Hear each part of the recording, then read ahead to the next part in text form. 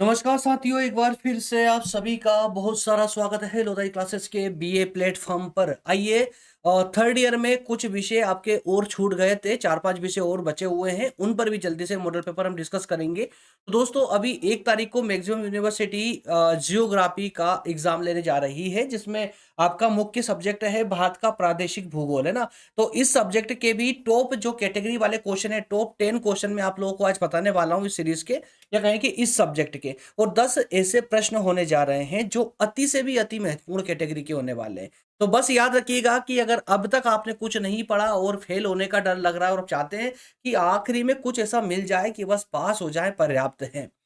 तो उन दोस्तों के लिए ये जो सेशन आज का हो रहा है ना, ब्रह्मास्त्र की तरह साबित होने वाला है। और इसके अलावा जो स्टूडेंट सीरियसली पढ़ रहे हैं, केयरफुली पढ़ रहे हैं, उनके लिए तो बेसिकली पूरा सिलेबस जो सेशन है वो महत्वपूर्ण होगा ही, क्योंकि पूरे साल भर आप लोगों ने पूरे डिटेल में पढ़ा हुआ है। अब चूंकि आपको एग्जाम का टाइम आ चुका है, तो आप जो है मुख्य मुख्य बिंदुओं पर रिवीजन करना चाहेंगे। तो मुख्य बिंदु कौन से होने वाले हैं, किसका रिवीजन करना चाहिए, किसको छोड़ना चाहिए, किसको अवॉइड करना चाहिए, तो ये भी महत्वपूर्ण निर्णय होता है दोस्तों एग्जाम के टाइम पे लेने के लिए, है ना। तो ऐसे समय में अब जो 10 महत्वपूर्ण प्रश्न मैं आपको देने जा रहा हूं, तो 10 प्रश्न आपको दीर्घ प्रकृति के और 10 प्रश्न लघु प्रकृति के, कुल मिलाकर 20 क्वेश्चन मैं आपको आज के इस पेपर में देने जा रहा हूं। और पूरे विश्वास के साथ कहूंगा आप लोगों से, अगर कुछ भी नहीं पढ़ा है, आप मात्र ये इस मॉडल पेपर को फॉलो कर लेना। इसमें बताए गए सभी प्रश्नों को पूरे विस्तार से डिटेल में पढ़ लीजिएगा, उसके बाद आपको बाहर से कुछ भी पढ़ने की जरूरत नहीं पड़ेगी। चलिए शुरू करते हैं। थर्ड ईयर के लिए भारत का प्रादेशिक भूगोल मॉडल पेपर 2026 के लिए आवश्यक प्रश्न। पहला प्रश्न लेंगे आज का। पहला प्रश्न है यहाँ पर कि भारत की भौगोलिक अवस्थिति एवं विस्तार का संक्षिप्त विवरण प्रस्तुत कीजिए। अब दोस्तों, यहाँ से आप समझ सकते हैं कि जो प्रश्न मैंने आपको अथवा में दे रखे हैं, उन अथवा वाले प्रश्नों पर थोड़ा सा गौर फरमाएंगे तो आपको सभी प्रश्न एक समान ही नजर आएंगे।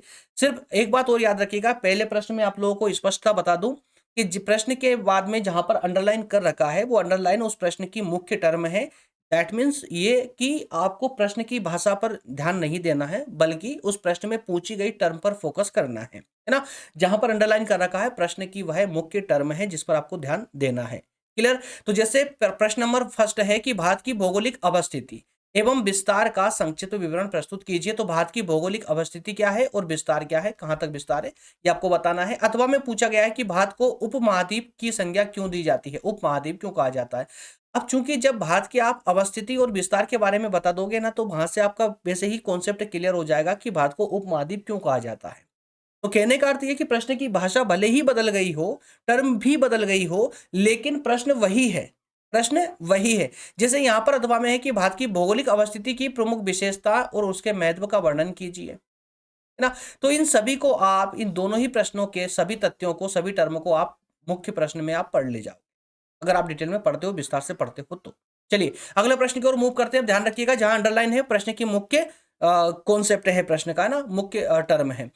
तो अगला प्रश्न है, भारत के अफवाह तंत्र की प्रमुख विशेषताओं का वर्णन कीजिए तथा हिमालय और प्रादीपीय नदियों के बीच तुलनात्मक अध्ययन प्रस्तुत कीजिए।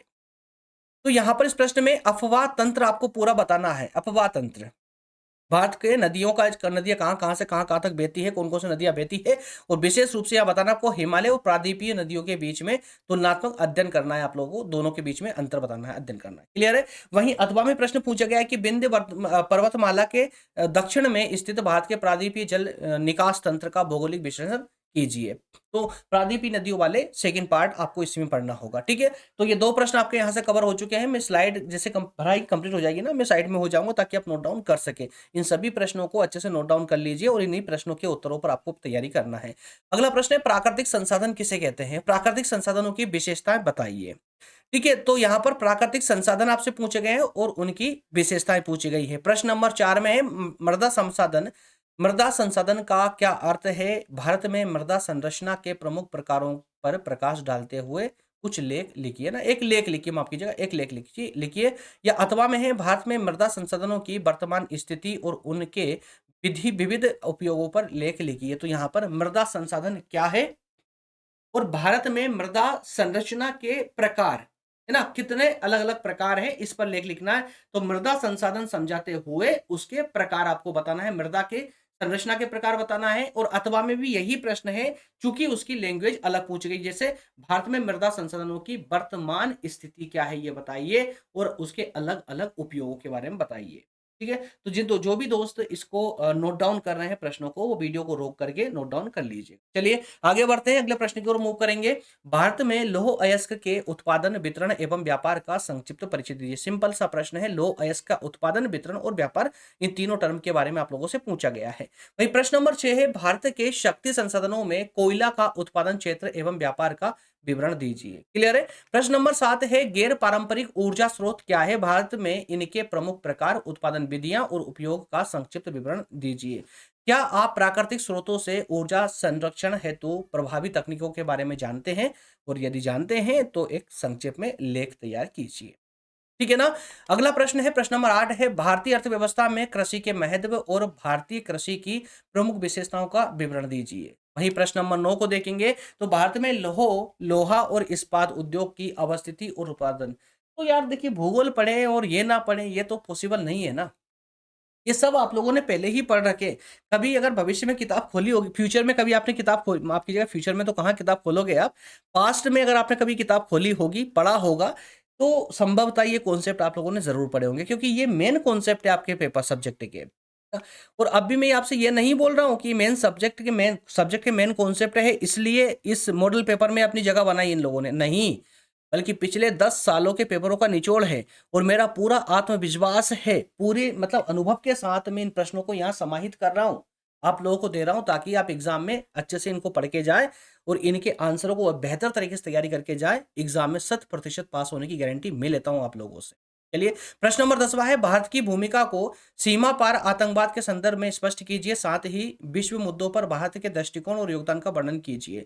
यार मुझे देखिए, ये प्रश्न आपके 10 प्रश्न तो कंप्लीट हो गए, लेकिन मैं अभी तक श्योर नहीं हूँ कि इसमें 10 प्रश्न ही है, संभवतः जी हाँ, है ना, 10 नहीं, इसमें पूरे 15 प्रश्नों को ही हम लोग डिस्कस करेंगे। ये हाँ बिल्कुल, क्योंकि थंबनेल पर 10 प्रश्न लिखे थे, इसलिए मैंने फ्लो में आप लोगों को बोल जरूर दिया था 10 प्रश्न नहीं दोस्तों, माफ कीजिएगा, यहाँ 15 प्रश्न मैं आपको दीर्घ प्रकृति के दे रहा हूँ।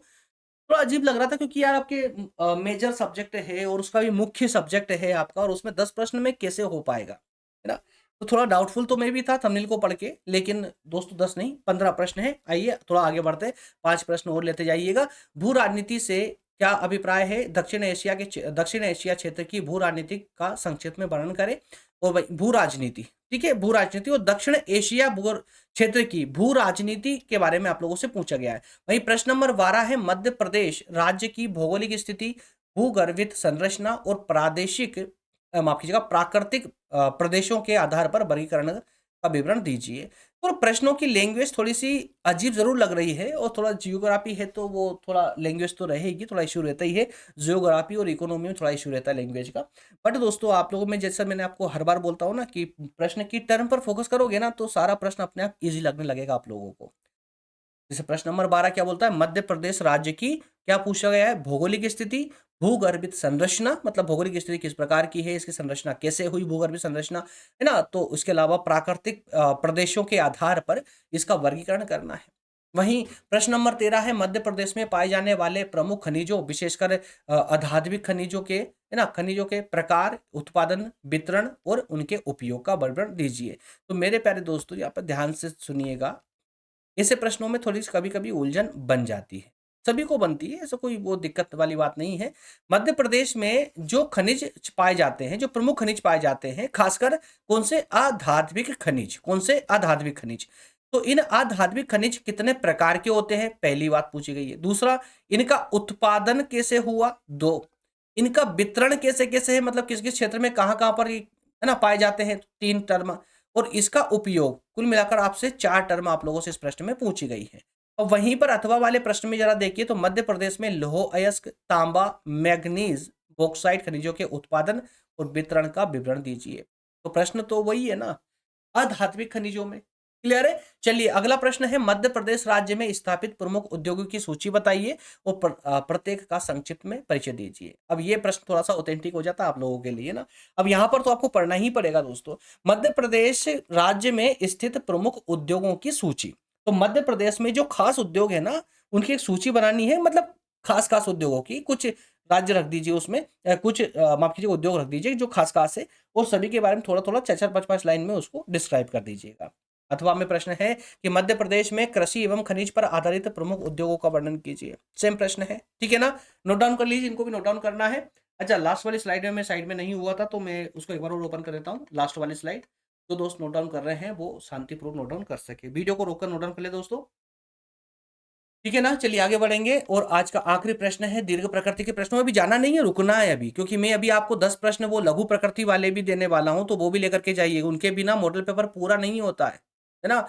दीर्घ प्रकृति के प्रश्नों के साथ लघु प्रकृति के प्रश्न भी बहुत ज़रूरी है। और हाँ, अगर आप बोल रहे हैं कि सर एमसीक्यू भी दे देते, तो एमसीक्यू की ज़रूरत नहीं है। अगर इन प्रश्नों को आप पूरे डिटेल में पढ़ लेते हो ना, तो फिर एमसीक्यू की ज़रूरत पड़ती ही नहीं है। सारे एमसीक्यू, पूरे सब्जेक्ट के एमसीक्यू इन्हीं प्रश्नों से तैयार हो जाएँगे आप लोगों को। ठीक है? अच्छा, प्रश्न क्या है? मध्य प्रदेश की प्रमुख जनजातियों का संक्षेप में वर्णन कीजिए। अब मध्य प्रदेश की प्रमुख जनजाति, अब इसमें जो खास-खास जनजातियाँ हैं, है ना? भील, गौड़, बेगा, कोरकू जो भी है ना? सहरिया वगैरह, उन सभी जनजातियों के बारे में आप पढ़ लेंगे, तो फिर सेपरेट अगर प्रश्न आता है कि भौगोलिक संदर्भ में गौड़ जनजाति बताइए या मध्य प्रदेश की बेगा जनजाति बताइए, तो आसानी से आप उनको क्लिक कर पाएँगे। ठीक है? चलिए, अब 10 प्रश्न वो जो लघु प्रकृति के हैं, जो आपके एग्ज़ाम में डूबते को तिनके का सहारा लग जाते हैं। याद रखिएगा, जब इन प्रश्नों वाक़ई में नंबर, अगर आपको अच्छे से नंबर प्राप्त करने हैं ना दोस्तों, तो लघु प्रकृति के प्रश्नों को पहले आप सोल्व करना चाहिए एग्ज़ाम में, क्योंकि कम समय में मैक्सिमम नंबर मिलते हैं इन प्रश्नों में आप लोग। चलिए, पहला प्रश्न क्या है? इसमें सिंगल टर्म में दिए जाते हैं। भारत के प्रमुख भू-आकृतिक प्रदेशों की सूची बनाइए, उसमें से किसी एक प्रदेश का विस्तार पूर्वक वर्णन करना है। ठीक है ना? वहीं प्रश्न नंबर 2 है, जलवायु किसे कहते हैं और भारतीय जलवायु को प्रभावित करने वाले कारक बताइए। प्रश्न नंबर 3 में है, भारत में वर्षा का वितरण किन-किन भौगोलिक और मौसमी कारकों पर निर्भर करता है? असमान वितरण के पीछे क्या कारण होते हैं, ये बताइए। प्रश्न नंबर 4 है, भारत के जल संसाधनों के भौगोलिक वितरण का कारण प्रस्तुत करते हुए विवरण दीजिए। हाल के दशकों में इनका कम होना कितना गंभीर रहा है? प्रश्न नंबर 5 है, वन संसाधनों का क्या अभिप्राय है? इनके संरक्षण के लिए कौन-कौन से उपाय अपनाए जा सकते हैं? साथ ही भारतीय वनों से प्राप्त प्रमुख लाभ बताइए। प्रश्न नंबर 6 देखिए, भारत में तांबा और बॉक्साइट के उत्पादन, वितरण और उपयोग का वर्णन कीजिए। प्रश्न नंबर 7 में भारत की में प्राकृतिक गैस की विशेषताएं और उपयोगिता बताइए। प्रश्न नंबर 8 है, ऊर्जा संकट और भारत में ऊर्जा संकट के कारण और उसके समाधान बताना है। प्रश्न नंबर 9 है, भारत की जनसंख्या, अच्छा कर लीजिए नोट डाउन, हो गया साइड में। अगला प्रश्न है, भारत की जनसंख्या एवं इसकी विशेषताओं का वर्णन करें, और लास्ट में है, भारत में कपास की कृषि के लिए आवश्यक भौगोलिक परिस्थितियां, उत्पादन की स्थिति और वितरण क्षेत्र तथा व्यापारिक पहलुओं का विवरण दीजिए। दोस्तों, आपके ये 10 प्रश्न आपके लघु प्रकृति के भी कंप्लीट हो चुके हैं, तो यहाँ से आपका पूरा ये 15 प्रश्न इसमें है। इट्स ओके, ठीक है, आप पढ़ के चले जाइएगा इनको, है ना? 5 प्रश्न इसमें और निकल आए हैं आगे। क्योंकि यार जियोग्राफी वाला सब्जेक्ट है, तो मैं श्योर नहीं था, है ना? स्टार्टिंग से आप लोग देख रहे थे कितने प्रश्न इसमें दिए गए हैं, तो 15 प्रश्न दीर्घ के और 15 प्रश्न लघु प्रकृति के। लेकिन लघु प्रकृति में कहूंगा आपसे, अगर आप कंफर्टेबल नहीं है तो आप 10 प्रश्न ही इसके कर ले जाइएगा, ठीक है ना? चलिए, तो आपके मॉडल पेपर कंप्लीट हो चुका है। अब जो भी दोस्त कंफ्यूज थे अब तक कि सर जियोग्राफी में कितना पढ़े, क्या क्या पढ़े, तो मैं आपको क्वेश्चन दे चुका हूं। अब सिर्फ इतना पढ़ लीजिए, इससे बाहर एक भी क्वेश्चन, एक भी कॉन्सेप्ट पढ़ने की जरूरत नहीं है आप लोगों को। अब इन सभी प्रश्नों के आंसर अगर आप अपनी नोट्स में निकाल पाते हैं तो बहुत ही अच्छी बात है। आपने पहले से नोट्स बना रखे हैं तो और भी अच्छी बात है। आपके पास कोई अच्छी सी सीरीज़ है, कोई अच्छी सी बुक है जिससे इन सभी प्रश्नों के आंसर मिल जाते हैं तो बहुत अच्छी बात है। लेकिन बाय चांस आपके एग्ज़ाम पास में है और आपको नहीं मिल पा रहा है दोस्तों, तो इसमें आपको ये प्लेटफ़ॉर्म आपकी सहायता, मदद कर सकता है, और मदद ऐसे कि आपको एक छोटा-सा सब्सक्रिप्शन अमाउंट पे करना होता है, यानी सब्सक्रिप्शन लेना होता है, जिसके माध्यम से आपको इन सभी प्रश्नों को, जो 15 प्लस 15 क्वेश्चन मैंने आपको दिए हैं, 15 प्लस 15 प्रश्न, इन सभी प्रश्नों के आंसर आप लोगों को जो है यहाँ से मिल जाते हैं, इसी प्लेटफ़ॉर्म से आपको मिल जाएँगे। कैसे मिलेंगे? तो उस सब के लिए दोस्तों मैं आपको बता देता हूँ। देखिए, कुछ सब्सक्रिप्शन प्लान होते हैं, जैसे 99 का सब्सक्रिप्शन प्लान होता है, जिसमें आप किसी भी एक सब्जेक्ट की नोट्स ले सकते हैं, आईएमपी क्वेश्चन आंसरों की, है ना? और ये पूरी गारंटी के साथ में एग्ज़ाम में इनसे बाहर नहीं जाएगा, ठीक है? जो विश्वास करते हैं करें, और जो नहीं करते वो तो दुनिया में किसी चीज़ पे विश्वास कर ही नहीं सकते। ये भी है ना, एक नेचर ही होता है इंसान का। उसके अलावा 249 का सब्सक्रिप्शन प्लान होता है, जिसमें आपको ऑल सब्जेक्ट मिल जाते हैं। ऑल सब्जेक्ट दैट मीन्स कि जो आपके मुख्य 5 सब्जेक्ट है, जो मुख्य 5 subject, major, minor, open elective और वोकेशनल। मेजर में 2 सब्जेक्ट होते हैं, इसलिए टोटल 5 सब्जेक्ट है। और अगर आप फाउंडेशन भी लेना चाहते हैं, तो फाउंडेशन के लिए अलग से सब्सक्रिप्शन होता है ₹149 का। 149 रुपए का इसमें चारों सब्जेक्ट की नोट्स आपको मिल जाती है। ठीक है, थर्ड ईयर में कंप्लीटली। ओके फ्रेंड्स, मिलेंगे नेक्स्ट सेशन में। सेशन अगर अच्छा लगा है, हेल्पफुल लग रहा है तो मुझे सेशन को लाइक जरूर कर दें, और साथ में अगर आप चाहते हैं कि कोई और सब्जेक्ट है जिस पर आप मॉडल पेपर देखना चाहते हैं तो कमेंट सेक्शन में आप उसका नाम जरूर लिख दीजिएगा सब्जेक्ट का। मैं जल्दी उस पर मॉडल पेपर लेकर के आने का प्रयास करूंगा। कल फिर मिलेंगे। बहुत बहुत धन्यवाद। जय हिंद, जय भारत, जय मध्य प्रदेश।